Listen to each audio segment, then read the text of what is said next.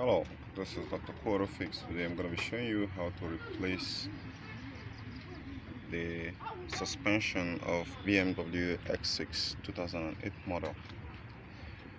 Okay, the main reason why I'm doing this video is not because I'm not seeing other people who are doing who have the same video type on YouTube, but the details I'm going to be sharing with you today is going to make your job much more easier. So loosening out this one here, which is being secured by 13mm bolt and 19 on this part here that hold this one in place to this lower arm. Now the trick that I'm going to be showing you is how to remove it without having to drop to remove the shaft or the hub, because that is where you're going to be having a lot of problem when you get to a certain degree before you can successfully get this one out. Then also you don't have to lose this upper control arm in order to be able to lose it out completely. So all you're gonna be needing to do in order to be able to do that is, when you have succeeded in loosening this 313 that hold it in place, that is from up here after removing the AC filter and this other cover here, then the next thing that you want to do is, if suppose you really want to get this one out, which is the easiest the hard way to get this upper control arm, if you want to get this one out, which is I think that is most people's recommended way to actually get this thing done. If you want to get this one out before you can be able to remove this one here, it's gonna be a very big problem.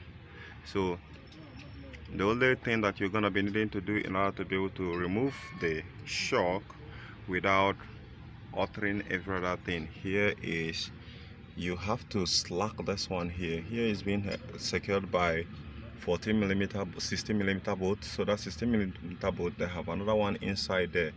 If you want to lose those one out, you will have a lot of job to do, like removing this panel here that is shielding the dust. The same thing applicable here, which you can use a 3/8 to head it in place here. But even putting it back is going to become a problem, because you're going to be needing to remove this ABS module out. So in order to bypass all that, all you need to do is to loosen out this 16, loosen it out a little bit and loosen this one a little bit. Then it can give you a leverage of allowing this to go up, this control arm to go up. Then you can slide it out of that place. The next thing that you need to do in order to be able to tighten the second part of this bolt, which is the other one, is down here. That's it right there, right?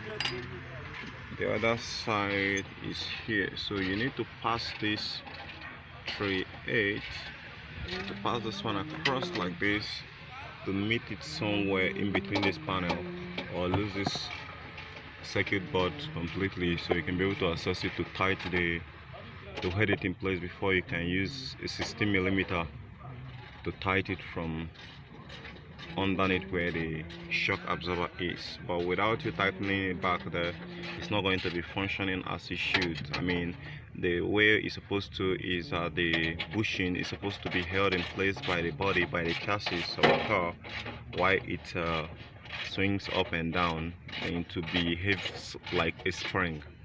That's the ideal thing right there. So if you don't perform this side here, it means you only end up, and it's only one side that's going to be working, so it's going to be swinging much more. I hope this helped you to solve the how to remove the shock. This actually helped you to solve the problem. Don't forget to subscribe to my channel, share with your friends, give me a thumbs up, and drop me a comment of thanks below this description for showing you how to do this without going through the rigorous process of having to remove this entirely. With that said, bye for now. This is Dr. Quarter Fix. Hope to see you some other time in my next video.